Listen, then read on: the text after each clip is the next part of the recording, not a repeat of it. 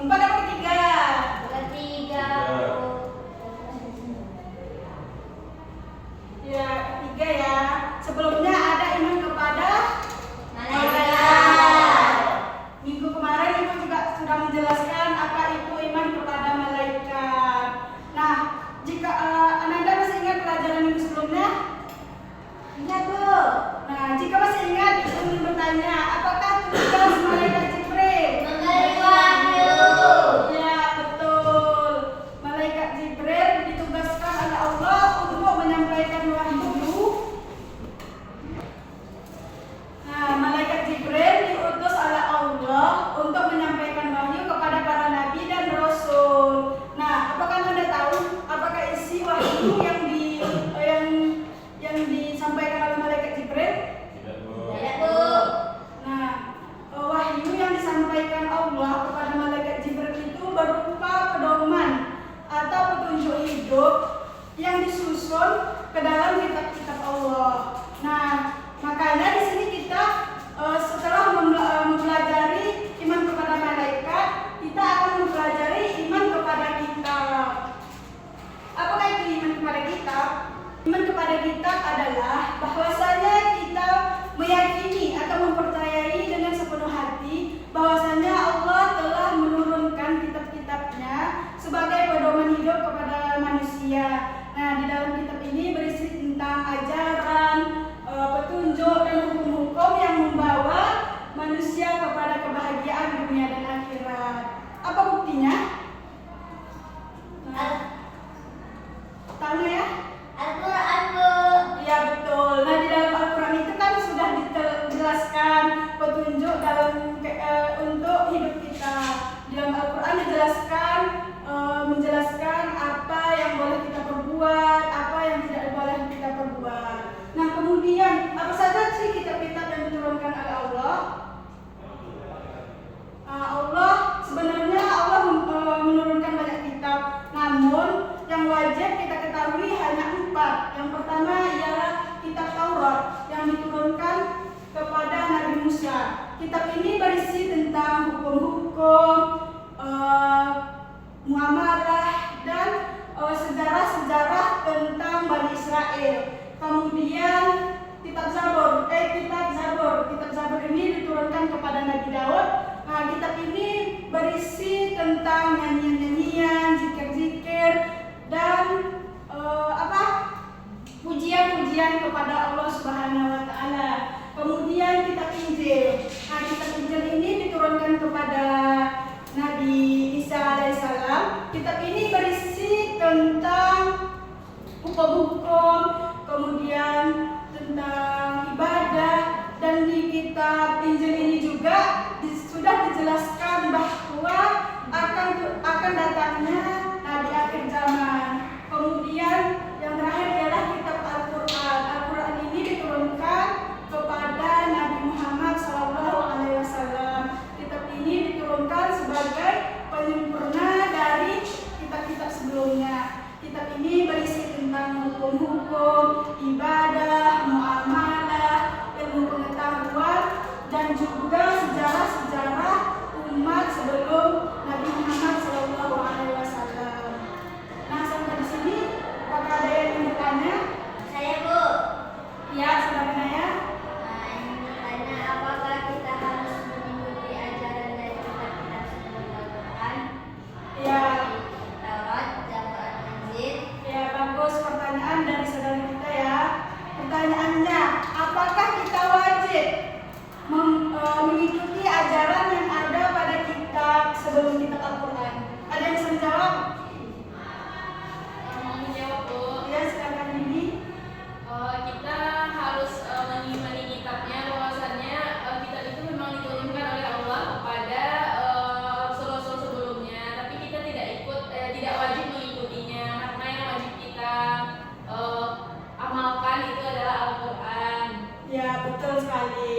Nah, Ibu jelaskan lagi ya. Memang kita diwajibkan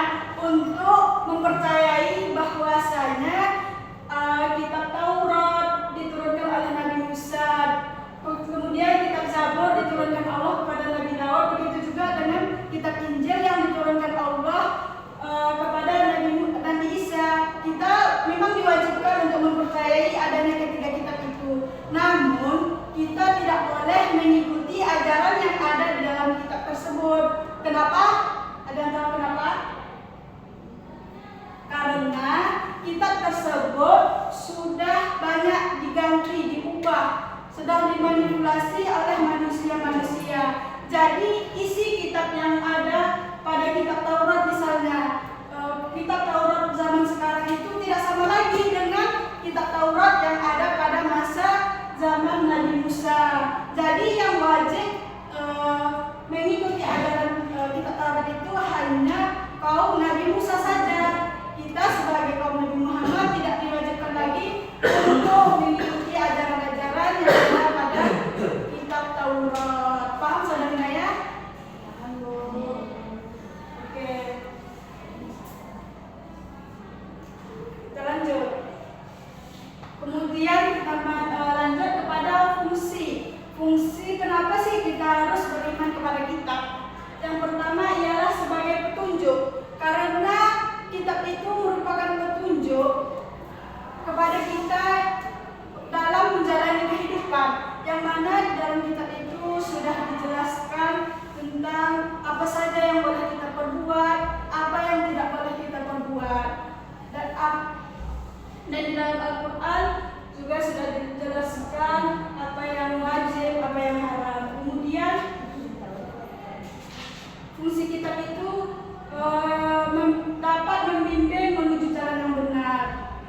Nah, di dalam Al-Quran kan sudah dijelaskan bagaimana cara kita untuk mendekatkan diri dengan Allah. Misalnya kan di dalam Al-Quran kita disuruh untuk sholat, bersedekah, membaca Al-Quran, dan sebagainya. Kemudian yang ketiga ialah untuk menegaskan kebenaran kitab yang sebelumnya. Nah, di mana kan di dalam kitab seperti Taurat kan di situ dijelaskan tentang hukum-hukum, kitab Injil tentang zikir gitu kan, tentang keesaan Allah. Nah, di dalam Al-Quran juga telah juga kembali menjelaskan tentang hukum-hukum yang telah dijelaskan di dalam kitab Taurat. Kemudian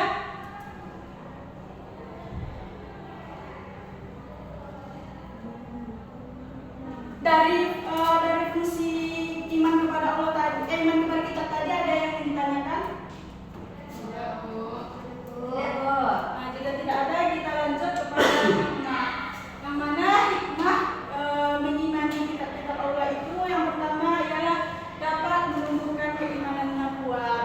Nah, jika kita memang percaya adanya kitab-kitab itu, tentunya keimanan kita akan lebih kuat. Yang mana jika kita memang mempercayai adanya kitab, pasti kita rajin membaca Al-Quran untuk menambah keimanan kita. Kemudian untuk meningkatkan rasa syukur, mempererat toleransi, yang mana di dalam Al-Quran juga dijelaskan tentang toleransi. Kemudian mendorong untuk belajar dan mengamalkan Al-Quran. Ada yang ingin ditanyakan? Jika tidak ada yang bertanya lagi, siap? Oke, gua akan bertanya. Saudara Fajri duluan. Kitab Zabur diturunkan kepada Nabi apa?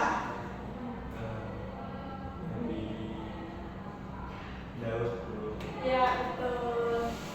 Saudara Ibet, kitab Taurat diturunkan kepada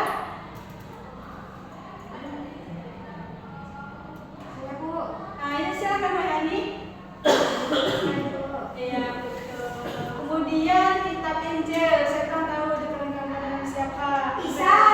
Iya, betul. Yang terakhir, Saya, Bu. diturunkan kepada Nabi Muhammad Sallallahu Alaihi Wasallam. Sudah paham kan semua? Sudah tahu apa saja kitab yang wajib diketahui?